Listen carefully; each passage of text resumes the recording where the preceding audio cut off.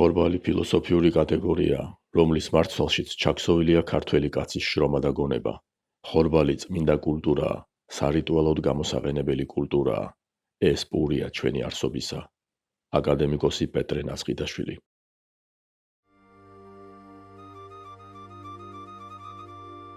ჩვენს თანამედროვეობაში საქართველოს ყავდა ბრწყინვალე მეცნიერი, სელექციონერი, თეორეტიკოსი და პრაქტიკოსი, სოფლის მეურნეობის მეცნიერებათა აკადემიის აკადემიკოსი, საქართველოს მეცნიერებათა ეროვნული აკადემიის წევრ-კორესპონდენტი, აგრარული განათლების საერთაშორისო აკადემიის აკადემიკოსი. პეტრე ნასყიდაშვილი დაიბადა 1928 წლის 27 ნოემბერს, ახალციხის რაიონის სოფელ ვალეში.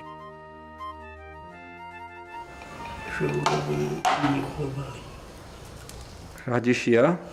რბილი ხორბალია. დიკაში საერთოდ იცის ხომ შერევა. რბილმა ხორბალმა.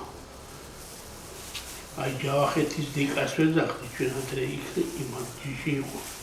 ახალქალაქში. შედგებოდა წითელი დიკისაგან, თეთრი დიკისაგან და დოლის პურების სხვადასხვა ტიპები. დიკასი ეს არ არის დიკა. რბილი ხორბალია, უფხო.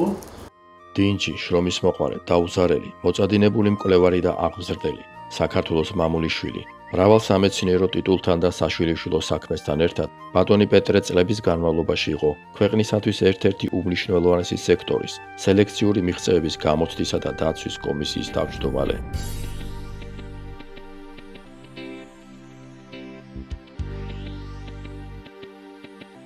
იდგა საკითხი ადგილობრივი ჯიშების, აი ქართული ხორბლის ჯიშების წარმოებიდან განდევნის შესახებ.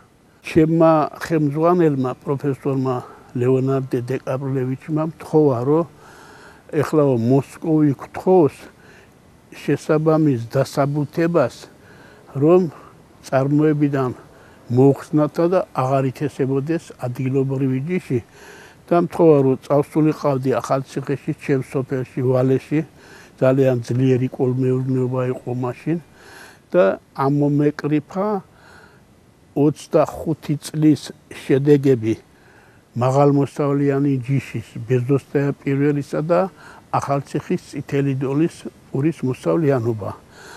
მე ამოვკრიფე ამ 25 წლის შედეგები, მართალია ეს ბეზოსტაია პირველი დაბლობში, კარგ პირობებში სამჯერ და 4ჯერ მეტ მოსავალს იძლეოდა ჩვენ ადგილობრივ ჯიშთან შედარებით. აღმოჩნდა, რომ 25 წლის საშუალო მოსავლით ახალციხის წითელი დოლის პური აღემატებოდა ჰექტარზე 0,7 ტონით.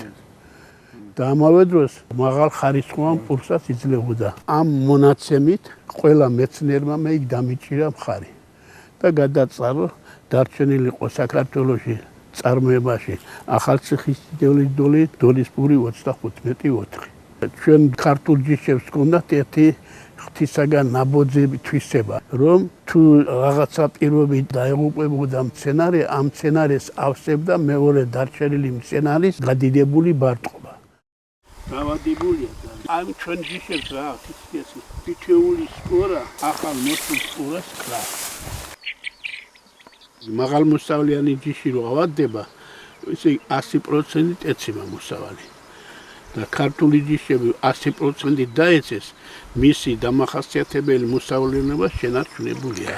კიდე კარგი ჭვიან გლეხებმა მთებში აი ესეთ ფერდობებზე დოლის პურები შემოინარჩუნეს. და მერე მასობრივად სახელმწიფომ გაიღო ხარჯი და ყველა დაამზადეს ის ხუთი რაც იყო და ისე დაიწყეს თავიდან დოლის პურების თესვა.